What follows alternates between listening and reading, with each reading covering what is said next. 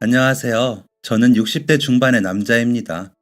제가 이렇게 사연을 보내는 이유는 다름이 아니라 저 같은 사람도 이제는 옛말하며 살아가고 있으니 모두들 기운내시라고 말씀드리고 싶은 마음이 들어서입니다.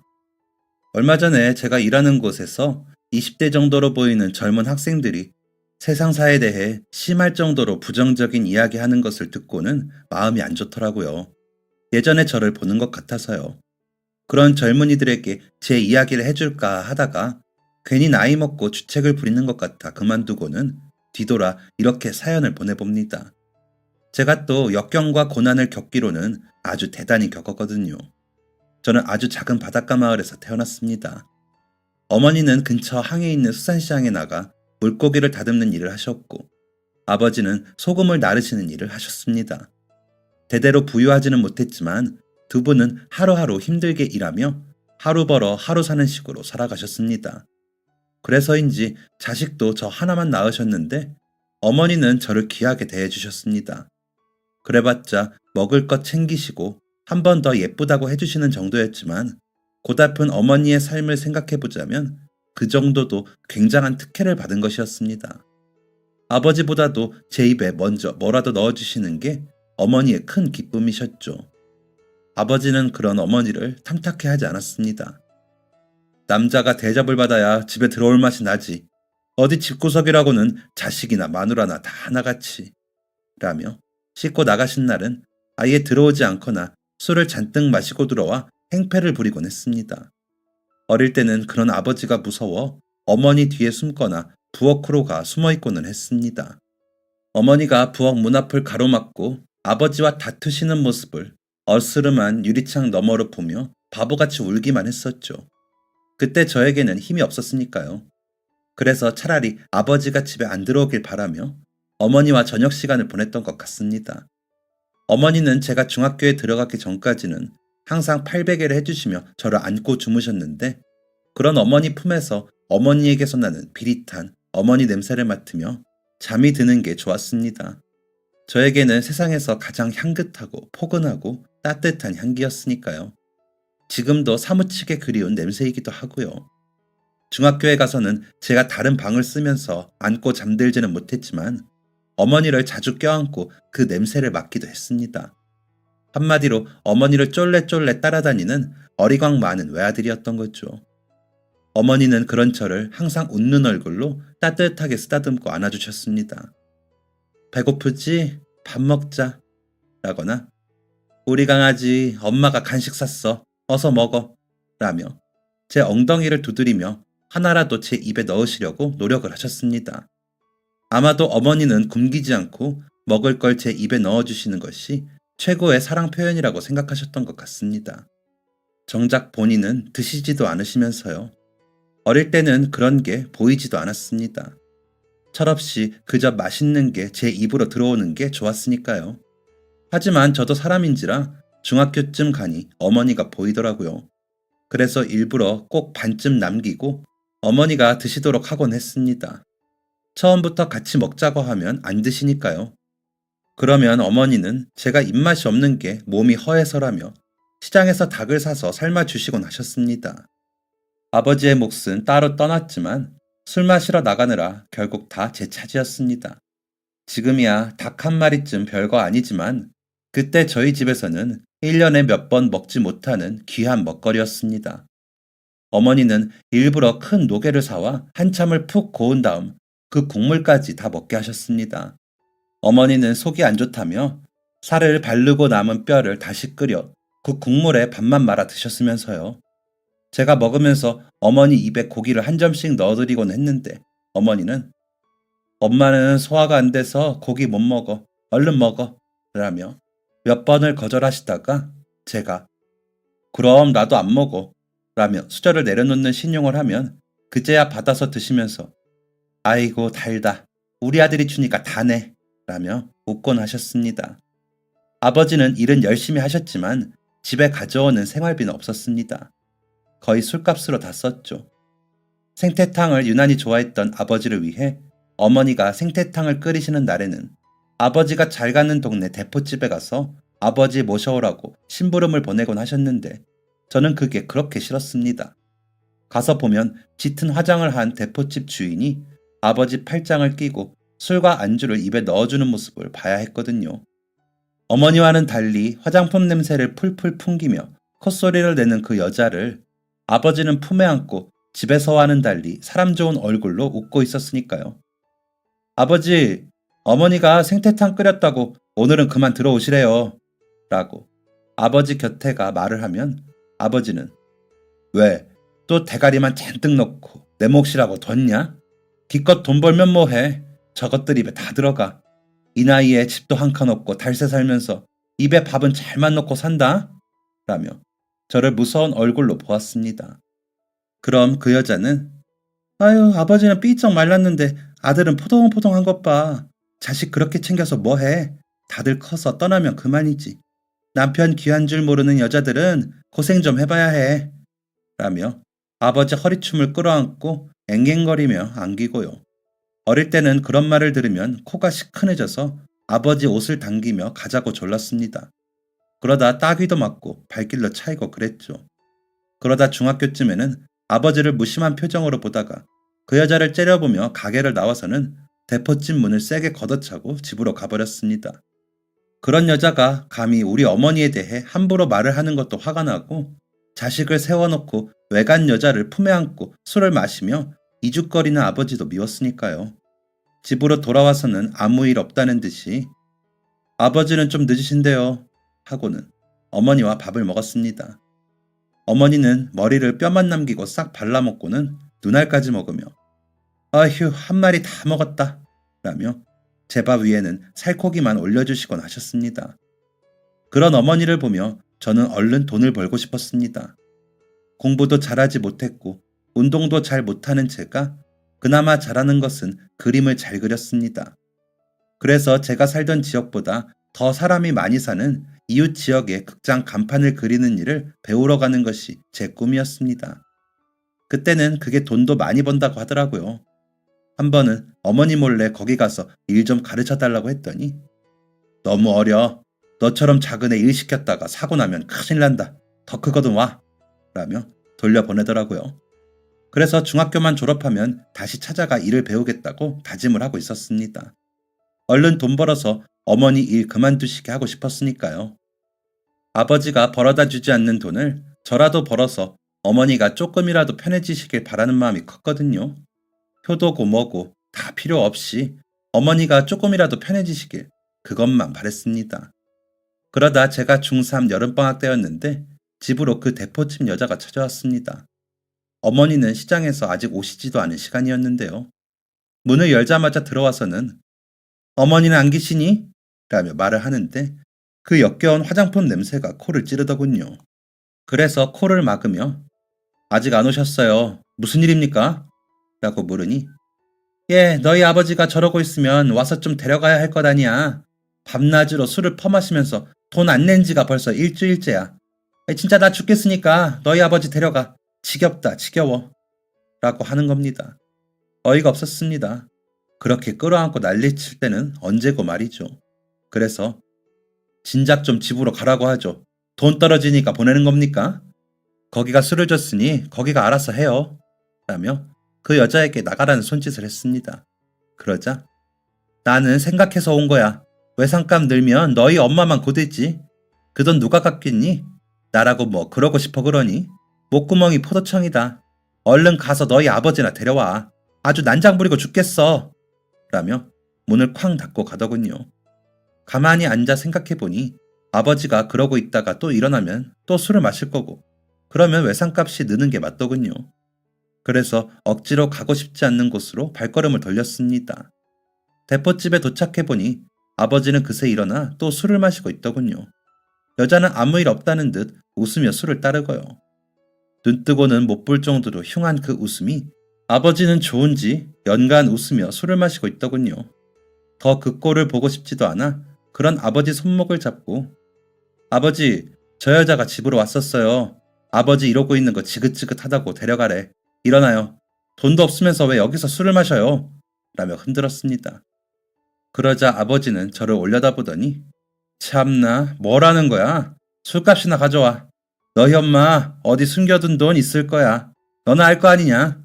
서방이 일하게 차를 사겠다고 하면 네 알았습니다 하고 돈을 내놓으면 될 걸 딱 잡아떼고 안 주더라. 그럼 내가 이렇게 써버린다 이거야. 가서 돈 가져와. 나는 죽어도 여기서 술 먹다 죽을 테니까. 라며 다시 술잔을 손에 들더군요. 그런 아버지의 어깨에 기대어 어머 그런 일이 있었구나. 어쩐지 일도 안 가더라. 라며 그 여자는 웃으며 알랑거리고요. 구역질이 났습니다. 더 이상 보고 싶지 않았고요. 그래서 아버지의 손목을 잡고 아버지 제발 그만 좀 해요. 엄마 고생하는 거 안 보여요? 생활비도 안 가져다 주면서 무슨 차? 차라리 이럴 거면 어머니랑 이혼을 해요. 괴롭히면서 살지 말고. 아버지가 여태 어머니한테 해준 게 뭐가 있다고 지금 이런 말도 안 되는 때를 써요? 라며 소리를 쳤습니다. 그러자 아버지는 제 손을 뿌리치고 휘청휘청 일어나더니 저를 때리기 시작했습니다. 어디 싸가지 없이 아버지한테 설교야? 저 엄마 고생하는 건 알고 아버지 고생하는 건 안 보여? 생활비? 그걸 내가 왜 주냐? 줘봤자 저들 좋은 것만 하면서 너 오늘 아주 잘 걸렸다 하면서 저를 향해 주먹과 발길질을 하더군요. 하지만 저는 더 이상 작은 아이가 아니었습니다. 아버지보다도 키나 덩치가 컸으니까요. 때리는 족족 다 맞고 아버지 손을 잡고 힘을 줬습니다. 물론 아버지도 힘을 쓰는 직업이다 보니 아기 힘이나 근력이 좋았지만 술을 먹고 휘청거리면서는 제게 어림없었죠. 그렇게 한참을 붙들고 서로를 노려보며 서 있다가 아버지가 놔, 알았으니까 놔 라고 하기에 손에 힘을 푸는 그 순간 아버지는 제 어깨에 술병을 내려치더군요. 병이 깨지는 소리와 함께 어깨에 통증이 느껴졌고 뜨뜻하게 피가 흘러내리는 게 느껴졌습니다. 제가 아파하며 바닥을 뒹구는 모습을 보더니 아버지는 그제야 정신이 드는지 가게 밖으로 달려나가더라고요. 그 여자는 제 어깨에 수건을 대더니 그러게 아버지한테 왜 말대꾸를 해? 성격 알면서 라며 일으키더라고요. 그 길로 그 여자와 보건소로 갔습니다. 선생님은 이리저리 보시더니 파편이나 이런 게 박힌 건 아닌데 힘줄이 찢어졌을 수 있어. 큰 병원 가는 게 좋겠는데 라고 하시더라고요. 하지만 병원비 걱정에 괜찮습니다. 그냥 꿰매주세요. 어린데 잘났겠죠. 라고 말씀드렸습니다. 선생님은 걱정을 하시면서도 일단 꿰매는 주는데 조금이라도 이상하면 바로 병원으로 가. 조심해야 해. 라고 하셨습니다. 그렇게 꿰매고 피가 범벅인 채로 집에 가니 어머니가 밥을 안 치시고 계셨습니다. 저를 보고 너무 놀라서 혁수야! 라며 달려오시더라고요. 이게 무슨 일이냐? 누구야? 누가 이랬어? 라며 방방 뜨시기에 낮에 있었던 일을 말했습니다. 그리고는 엄마, 그냥 아버지랑 헤어져라. 이거 봐라. 자기 자식한테 이러는 사람이 어디 있어? 엄마 더 고생하지 말고 그냥 이혼해. 내가 학교 졸업하면 돈 벌어다 줄게. 우리 둘이 살자. 라고 어머니의 손을 잡고 눈물을 흘리며 말을 했습니다. 그러면 어머니나 저나 편해질 거라고 생각했거든요. 어머니는 제 어깨를 보시면서 울기만 하셨습니다. 어깨는 터진 자리가 욱신대고 아프긴 했지만 별일이 없을 거라고 믿었습니다. 아니, 별일이 없어야 했습니다. 그날 이후 아버지는 계속 시장에도 나오지 않았고 집에도 오지 않았습니다. 대포집 여자가 외상값을 달라며 몇 번 더 찾아왔지만 아버지가 어디에 있는 줄은 모르는 것 같더라고요. 와서 너희 아버지 어디 있니? 돈 받을 것 있다고 그거 받으면 준다더니 이때까지 안 나타나 라고 하고 갔거든요. 어머니는 전과 하나도 달라진 것 없이 지내셨습니다. 아버지를 찾지도 않으셨고 그렇다고 외상값도 안 갚아주셨습니다. 그렇게 한 달쯤 지나고 아버지의 소식은 생각지도 못한 곳에서 들려왔습니다. 학교가 끝나고 친구들과 라면 한 그릇씩 끓여 먹고 만화책을 보고 있는데 문을 두드리는 소리가 났습니다. 문을 여니 경찰이 와서는 김덕만 식댁 맞습니까? 라고 물으면서요. 집까지 경찰이 찾아오니 무슨 큰일이 났구나 단번에 알겠더군요. 그래서 맞습니다. 저희 아버지이신데 무슨 일이십니까? 라고 하니 아버지가 사고를 당하셨어요. 도박하는 데 가셨다가 시비가 붙으신 모양인데 거기서 넘어지시면서 머리를 세게 받으신 모양이에요. 병원으로 바로 옮기긴 옮겼는데 지금 상황이 안 좋아요. 연락처가 없어서 이렇게 직접 왔습니다. 라고 하시더군요. 막상 아버지가 병원에 실려갔다는 말을 들으니 코끝이 찡했습니다. 서둘러 시장으로 가 어머니를 찾았습니다. 그날도 열심히 물고기 배를 타고 있는 어머니가 멀리서도 한눈에 보이더군요. 엄마! 라며 제가 가까이 가자 어머니는 낌새가 이상했는지 벌떡 일어나시며 왜 너희 아버지 무슨 일 났냐? 라고 하시더라고요. 아버지가 병원에 라고 입을 떼자마자 어머니는 장갑을 벗으며 달려 나오셨습니다. 경찰이 알려준 병원으로 향하면서 어머니와 저는 한마디 말도 못했습니다. 병원에 도착해 아버지의 이름을 대니 간호사 선생님이 응급실에 누워있는 아버지에게 저희를 안내해 주시더군요.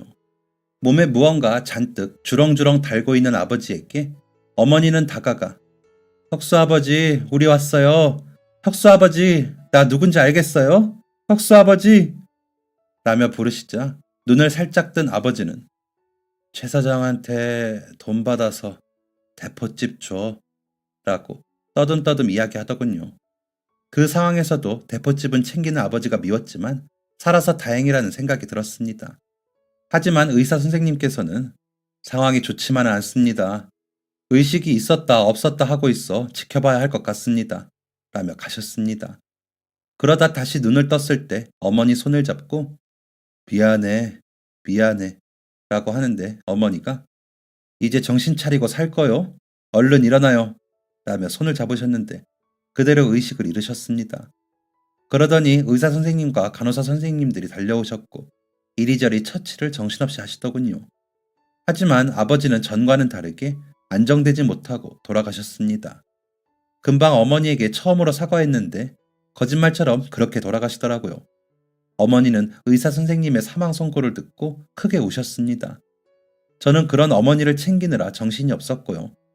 어린 탓인지 아버지가 돌아가신 게 실감도 안 났습니다. 다시 아버지가 술을 마시며 저에게 화를 낼 것 같았으니까요. 하지만 아버지는 돌아오지 않았습니다. 아버지 장례식에는 사람도 많이 오지 않았습니다. 그렇게 술을 마시고 여기저기 다니며 집에도 안 왔는데 도대체 누굴 만나고 다닌 건지 장례식은 썰렁했습니다. 제 친구들이 관 나가는 거 도와준다며 왔을 때가 가장 북적였을 정도로요. 아버지 유해는 화장을 해서 배를 타고 바다에 나가 뿌렸습니다. 배를 사서 세계 여행을 하고 싶다고 했던 적이 있었는지 어머니는 이제야 소원 풀겠다 너희 아버지. 그렇게 전 세계로 돌아다니고 싶다더니 이제야 가겠네 라고 하시더라고요. 장례가 끝나고 어머니는 최 사장에게 돈을 받아왔고 저는 그 돈을 가지고 대포집으로 가 외상값이 얼마예요? 라고 물었습니다. 그러자 그 여자는 원래는 10만 원은 받아야 하는데 조의금 빼고 7만 원만 줘. 나도 받으면서 괜히 찜찜하다 라며 여전히 역한 화장품 냄새를 풍겼습니다. 다시는 보고 싶지 않은 얼굴과 냄새였습니다. 돈을 세 10만 원을 다 주면서 대기 주는 조의금 필요 없으니까 다 받아요 라고 하고는 나오면서 그 집 문을 있는 힘껏 발로 쾅 하고 차버렸습니다. 그제야 눈물이 나더라고요. 이제는 이 집에 다시는 올 일도 없다는 생각이 들고 나니 아버지의 빈자리가 실감이 났거든요. 그 길로 집으로 돌아가 짐을 쌌습니다. 집에 돌아온 어머니는 제가 짐을 싸고 있자 놀라시면서 왜 그래? 짐을 왜 이렇게 싸놨어? 라고 물으시더라고요. 어머니, 우리 이사 가자. 아예 이 동네를 뜨자. 라고 했습니다. 그런 제 말에 어머니는 한참 아무 말도 없이 서 계시다가 자리에 앉으시더니 가기는 어딜 가. 엄마가 여기 말고 이래서 먹고 살 데가 어디 있어. 혁수, 너도 중학교까지는 다닌다며. 그냥 고등학교 가고 여기 시장 협동조합에서 일해. 엄마가 그것까지는 해줄 수 있어. 라고 하시더라고요. 어머니에게 고향이 아닌 곳은 사람이 살기 힘든 것 같았습니다. 하지만 저는 그 동네가 그 고장이 싫었기에 하루라도 빨리 떠나고 싶기만 했습니다. 그래서 저는 먼저 고향을 떠나 어머니를 모시고 가겠다는 결심을 했습니다. 어차피 학교는 졸업하는 게 의미가 없으니 그냥 하루라도 빨리 가서 하루라도 빨리 돈을 벌어보자고 생각했으니까요. 제가 지금의 키가 중학교 3학년 때 키라서 덩치도 좀 있고 기운 좋다는 말도 많이 들었기에 뭘 하든지 자신이 있었습니다. 어린 마음에 치기였지만요. 글을 모르는 어머니이지만 편지를 남기고 집을 나왔습니다. 새벽에 일을 나가시는 어머니의 기척을 듣자니 눈물이 났죠. 그렇게 어머니가 나가시는 걸 확인하고 편지를 두고 제 짐을 대충 싸 터미널로 떠나면서도 눈물이 났습니다. 어머니가 제가 떠난 걸 알면 많이 힘들어 하실 걸 알았으니까요. 그래도 제가 돈을 벌어서 어머니를 모시러 오면 된다는 생각에 발걸음을 재촉했습니다. 그렇게 집을 떠나 처음 찾아간 곳이 극장이었습니다. 전에 찾아갔던 그 극장은 아니었지만 막연히 그림을 배우고 싶어 찾아갔습니다. 제가 간판 그림 좀 배우러 왔다고 하니 위아래로 훑어보던 아저씨는 덩치만 컸지 아직 어려서 할 수 있겠냐? 만만히 보지 말아라 라며 저를 떠보더군요. 그래서 저 할 수 있습니다. 시켜만 주세요 라며 당차게 대답을 했습니다. 그러더니 일단 내일 아침부터 나와봐. 잘 때는 있어? 라고 묻는데 고개를 가로주었더니 야, 집도 없는 놈이 무슨 일을 하냐? 일단 극장 창고에 이불 깔고 지내 라고 하더군요. 그러더니 안내해준 극장 창고는 말이 창고지 맨 땅이었습니다. 하지만 저는 그거라도 어디냐 싶어 주는 이불을 받아들고는 인사를 했습니다. 그 길로 나가 이리저리 골목 구경도 하고 길도 익히고 돌아오자 배가 고파지더군요. 하지만 돈이 없으니 참아야 했습니다. 한 번도 굶어본 적은 없었는데 쫄쫄 굶으며 어두컴컴한 창고에 앉아있자니 서럽더라고요. 그날 밤 자는데 소리가 들려 일어났다 쥐와 눈을 마주치고 도망나와 창고 문 앞에 쪼그려 앉았을 때는 더 서러웠고요. 그냥 아침에 어머니께 갈까 마음이 흔들렸지만 어머니가 쪼그려 앉아 생선 다듬는 장면을 생각하며 참았습니다. 다음날 아침 극장 옥상으로 가 기다리는데 뱃속에서 꼬르륵 소리가 나더라고요. 하지만 방법이 없으니 참아야 했습니다. 아저씨는 오지도 않고 저 혼자 멀뚱히 기다렸습니다. 그러다 그냥 옥상 바닥에 벌렁 누웠는데 하늘이 참 맑았습니다. 따뜻한 햇살에 잠이 와 잠깐 잠이 들었는데 누군가 저를 흔들어 깨우더라고요. 눈을 떠보니 어제 봤던 아저씨 말고도 남자 어른이 둘이나 더 서서 저를 내려다보더군요. 그러더니 어휴 진짜 덩치 좋네. 서면 나보다 크겠다 야. 너 이름이 뭐야? 라고 묻기에 심혁수입니다. 라고 답을 했습니다. 나이는? 이라고 다시 돌아온 질문에 16살입니다. 라고 답하니 한참을 보다가 밥 먹었냐? 라고 묻기에 고개를 저었더니 가자 라면서 저를 데리고 어느 국밥집으로 가더군요. 저에게는 묻지도 않고 국밥을 시키더니 너 돈 필요하지? 라고 묻기에 네, 간판일 배우려고요. 고향에 어머니가 계시는데 모셔오고 싶어요. 라고 대답했습니다. 그러더니 물잔에 물을 따라 마시면서 웃으며 야, 그런 일로 언제 돈 버냐? 그러지 말고 오늘부터 나 따라다녀. 그럼 내가 돈 벌게 해줄게. 간판보다 더 폼도 나고 라고 하더라고요.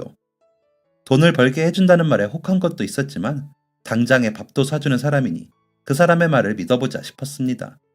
그 남자는 근처 시장에 저를 데리고 가더니 옷도 새로 사주고 극장 근처의 한 여관방으로 데려갔습니다.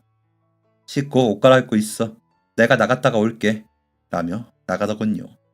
지난밤에 너무 쪼그려 잔 덕에 따뜻한 여관방에 들어가니 몸이 녹는 것 같았습니다. 그래서 얼른 씻고 새로 산 옷을 입고 기다리다 잠이 들었습니다. 기척도 못 느끼고 잤는지 아침에 눈을 뜨니 방에 3명이 더 자고 있더군요. 제가 일어나고 얼마 되지 않아 그 사람들이 일어나 저를 보더니 막내가 빠져가지고 형님들 오셨는지도 모르고 자냐? 하면서 웃더군요. 제 얼굴에 긴장감을 비웃는 것이었죠. 그날부터 저는 그 사람들을 따라다녔습니다. 하는 일은 시장에 가 사람들에게 관리비라는 명목의 돈을 받는 그 사람들 뒤에 서 있는 것이었죠. 한 번에 5, 6명이 몰려가 가게 앞에 서면 가게 상인들은 그 사람들에게 돈을 주었고 그러면 돌아서 나오면 되는 일이었습니다. 그 일을 수금이라고 했는데 그 수금이 끝나면 저에게도 돈을 주더군요. 그렇게 돈을 쉽게 벌고 나니 저는 점점 더 그 일을 열심히 하게 됐습니다. 한마디로 건달이 된 것이죠. 극장을 기준으로 저희 같은 무리가 6, 7 정도 됐는데 수금이 끝나면 극장 근처를 맴돌며 다른 건달들이 오지 못하게 하는 역할을 했습니다. 3달 정도 그 일을 하니 돈이 제법 모이더군요. 그 돈을 어머니께 가져다 드리고 싶다는 생각이 들어 허락을 받고 고향으로 향했습니다. 혼자 가지는 못했습니다. 저보다 2살 위의 형이 따라 나서더라고요. 시장으로 가 어머니를 찾았습니다. 어머니는 여전히 생선 손질을 쪼그려 앉아 하고 계시더라고요. 날이 추워졌는데도 장갑도 제대로 끼지도 못하고 그러고 있는 어머니가 안쓰러웠습니다. 엄마! 하고 부르니 단번에 제 목소리인 줄 알고 고개를 들어보시더니 달려와 저를 안으셨습니다. 서로 부둥켜 안고 엉엉 울면서 안부를 물었죠. 어머니는 제 모습을 보더니 좀 이상하셨는지 어디서 뭘 하고 지내니? 하시는데 그냥 열심히 일하고 있어. 저 형도 같이 일하는데 잘 지내. 라고만 대답했습니다. 어머니는 제가 오랜만에 왔으니 일을 중단하시고 저와 형을 데리고 집으로 가 밥을 해주신다고 하셨지만 저는 구석으로 엄마를 데리고 가 엄마, 내가 바빠서 얼른 가봐야 해. 이 돈 내가 그동안 일해서 모은 돈이야. 엄마가 가지고 있어. 라며 신문으로 싼 돈을 드렸습니다. 어머니는 돈 뭉치를 보고 놀라시더니 너 나쁜 일 하니? 라고 물으셨습니다. 나쁜 일은 무슨 나쁜 일이야. 진짜 그런 거 아니야. 열심히 모았어. 운이 좋게도 좋은 곳에 취직이 돼서 잠잘 곳도 주고 밥도 줘. 그래서 다 모은 거야. 엄마, 내가 또 돈 많이 벌어서 올게. 라면서 웃고는 어머니를 다시 한번 안아드리고 다시 터미널로 향했습니다. 오랜만에 와서 밥도 안 먹고 가는 아들을 보내시는 어머니는 또 눈물을 터뜨리셨지만 저는 서둘러 돌아갈 수밖에 없었습니다. 형이 시계를 가리키며 눈짓을 했거든요. 다시 극장으로 돌아가 저는 더 열심히 일했습니다. 어머니께 돈을 한번 드리고 나니 더 욕심이 나더라고요. 그래서 해서는 안 되는 일도 했죠. 예를 들면 상인들이 팔려고 가게 앞에 늘어놓은 물건들을 던진다거나 노점에 손님이 못 오게 겁을 준다든지 하는 일이요. 수금을 하는 방법이긴 했지만 그러면 안 되는 것이었습니다. 하지만 그때는 몰랐습니다. 그저 제 주머니에 들어오는 그 돈만 생각나고 보였습니다. 수금이 제때 되지 않으면 제가 맞기도 했지만 그것보다도 돈이 더 급했습니다. 어머니에게 세 네 달에 한 번씩 가서 돈을 드릴 수만 있다면 다른 건 상관없었습니다. 그렇게 그곳에서 3년 정도 지내고 나니 저는 거친 말투와 행동을 서슴없이 하는 사람이 되어 있었습니다.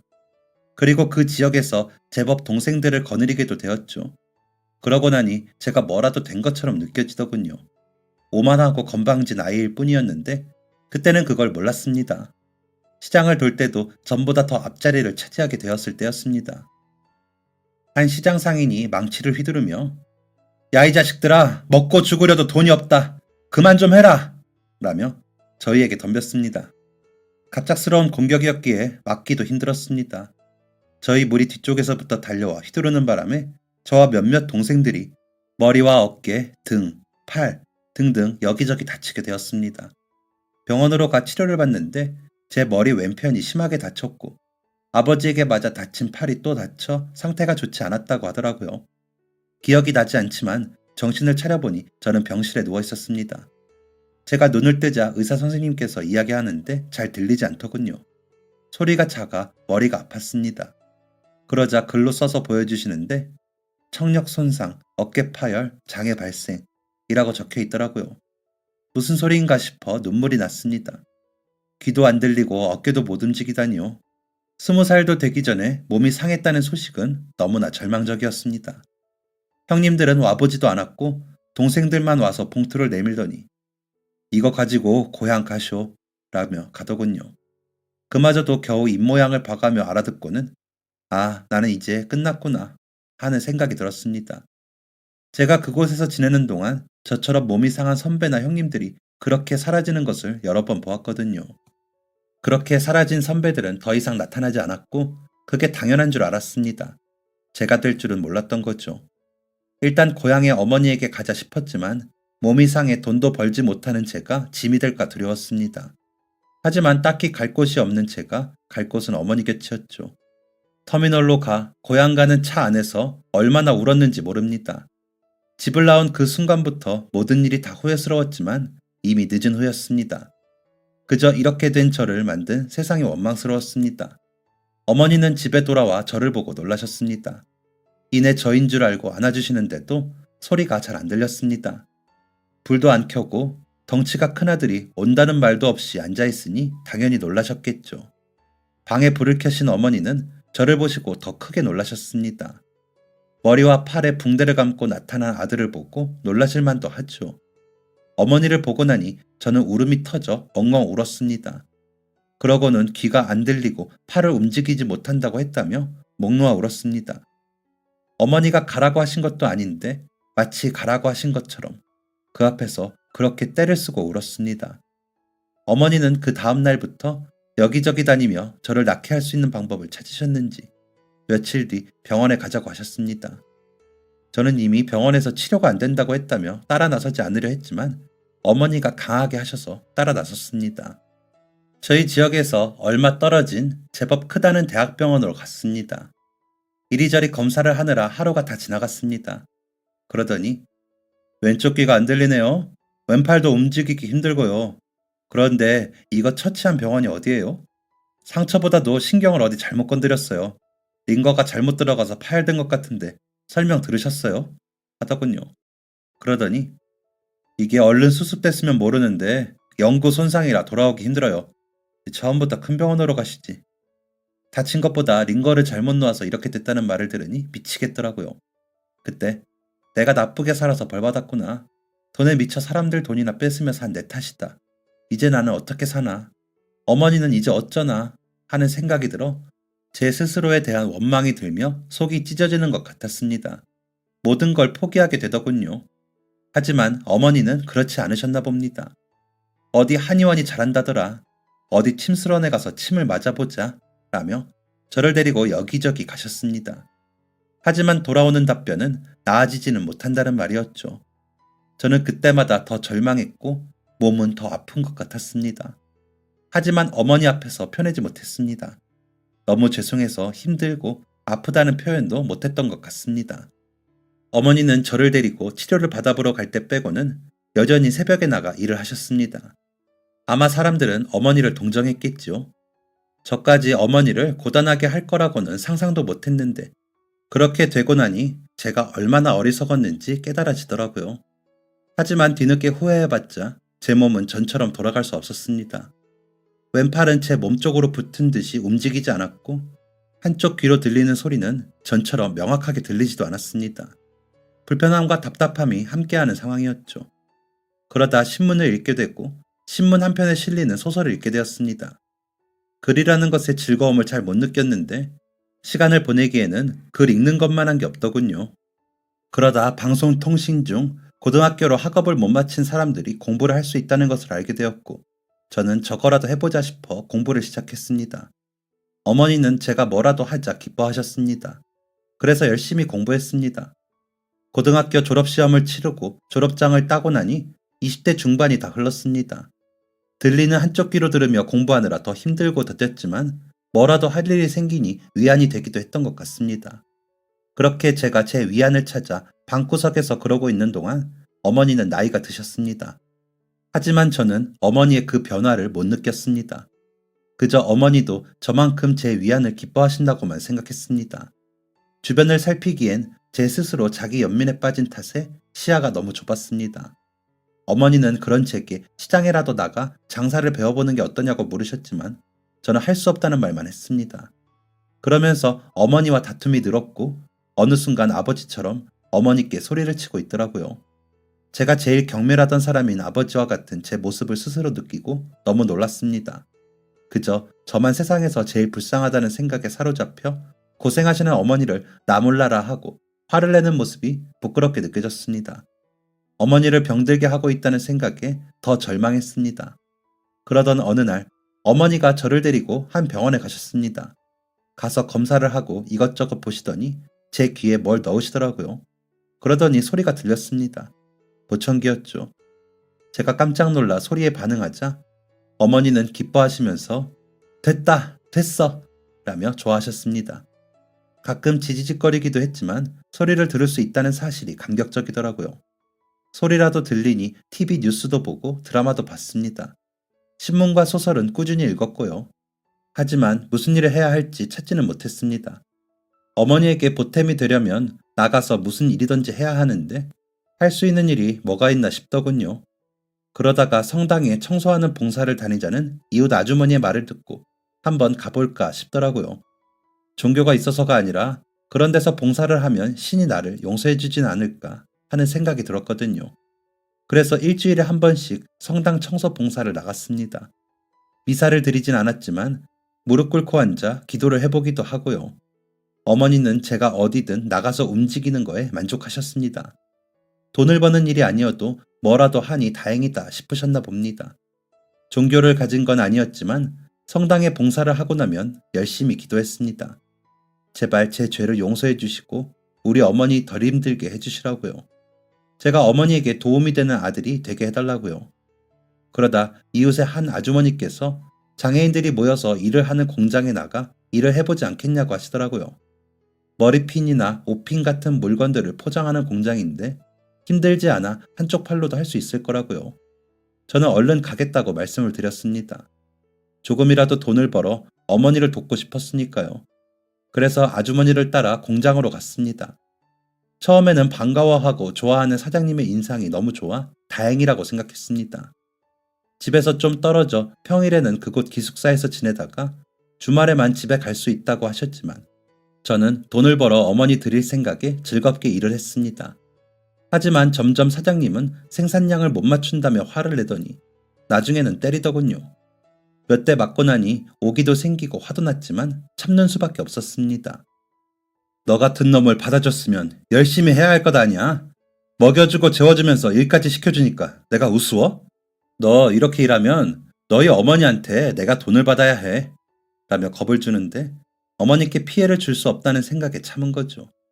그때 제 나이가 30대 초반이었는데 그 좋은 덩치는 다 사라지고 한쪽 팔은 움직이지도 못하고 보청기 없으면 잘 듣지도 못하는 처지의 저로서는 그런 대우를 받고도 부당하다고 말하기가 힘들었습니다. 그러다 지역신문에 부당한 대우에 대해 신고할 수 있는 난을 발견하게 되었고 그곳에 편지를 쓰게 되었습니다. 편지를 받은 기자가 찾아오고 제보자를 찾겠다며 사장 부부는 난리가 나게 되었죠.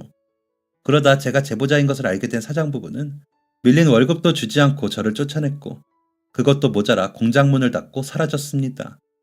그러더니 얼마 뒤 저에게 고소장이 날아왔더군요. 허위사실로 자신들이 피해를 입었으니 손해배상을 하라고요. 어이가 없었지만 법은 저처럼 못 배우고 몸이 불편한 사람의 편이 아니었습니다. 손해배상 판결을 받고 500만 원을 물어주게 된 저를 대신해 어머니는 그 돈을 물어주게 되셨죠. 저희 모자에게는 그 돈이 엄청 큰 돈이었기에 저희의 살림은 더 나빠졌습니다. 그쯤 되니 제가 살아 숨쉬는 것조차 어머니께 피해를 안겨드린다는 생각이 들었습니다. 세상이 밉고 싫어졌습니다. 그냥 제 잘못을 되짚을 수 있는 그때로 돌아갈 수만 있다면 그러고 싶었습니다. 하지만 너무 늦은 후였죠. 어머니는 점점 흰머리와 주름이 드셨습니다.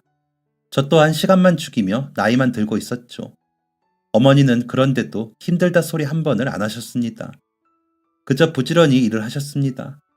몸이 상한 아들인 저를 먹여 살리기 위해서요. 그래서 저는 그 누구를 향한 원망도 마음껏 할 수가 없었습니다. 어머니도 열심히 사시는데 제가 뭐라고 원망을 하나요?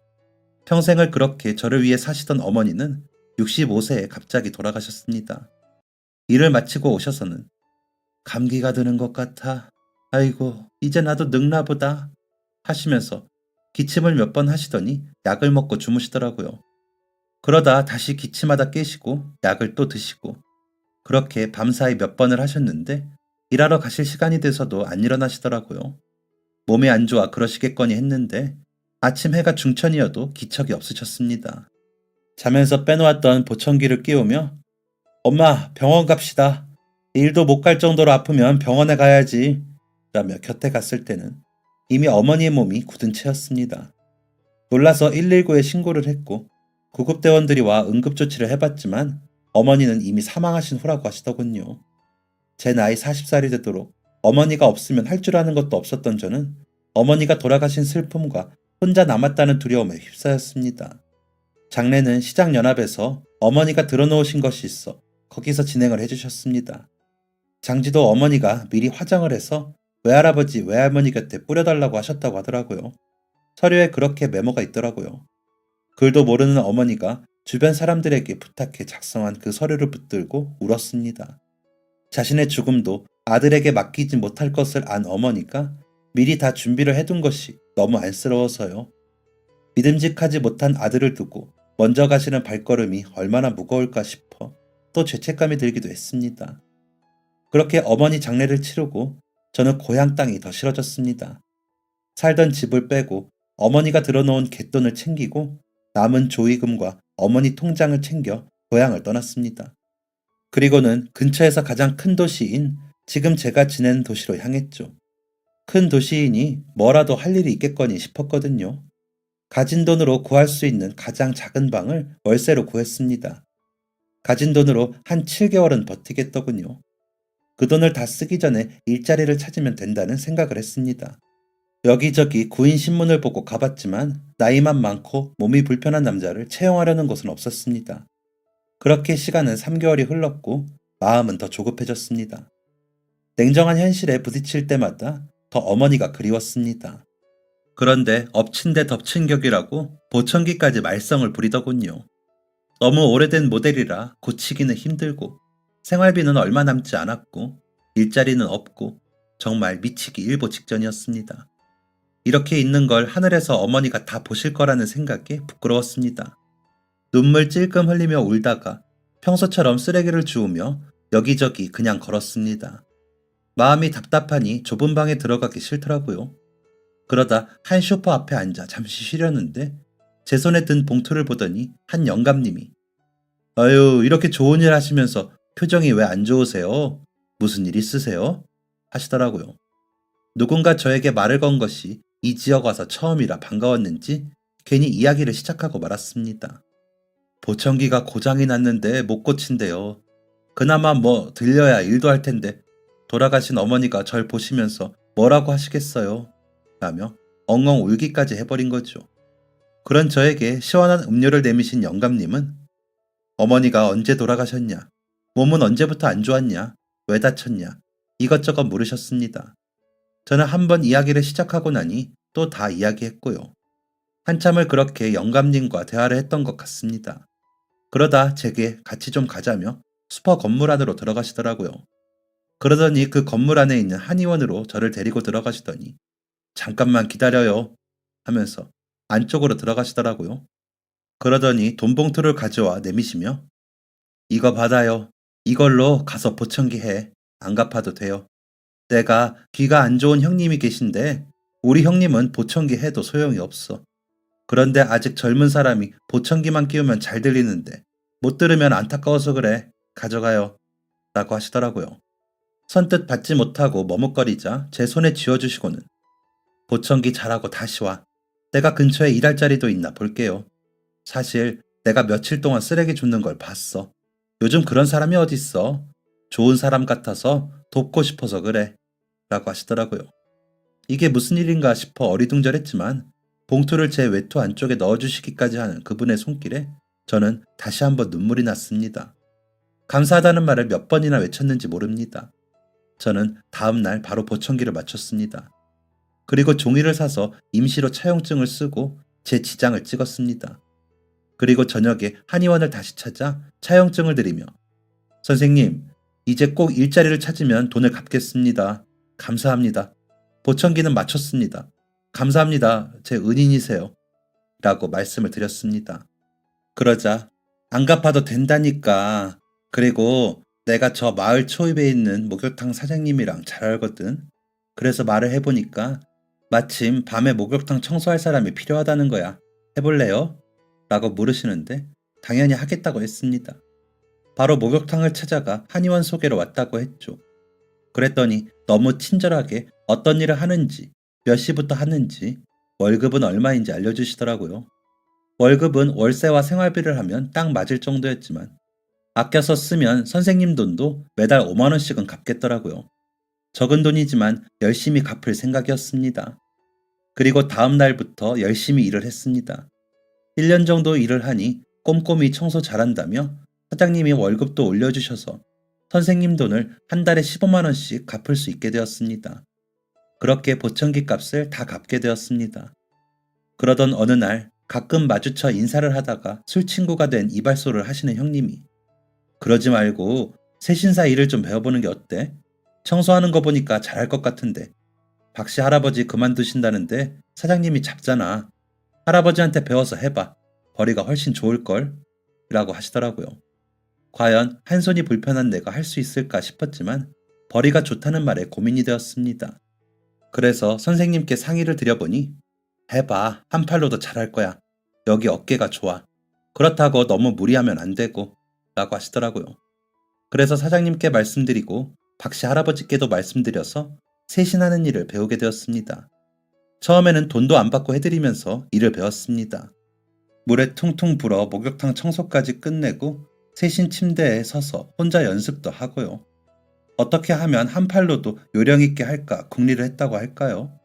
그렇게 2년을 배우고 나서야 저는 정식으로 세신사가 될 수 있었습니다.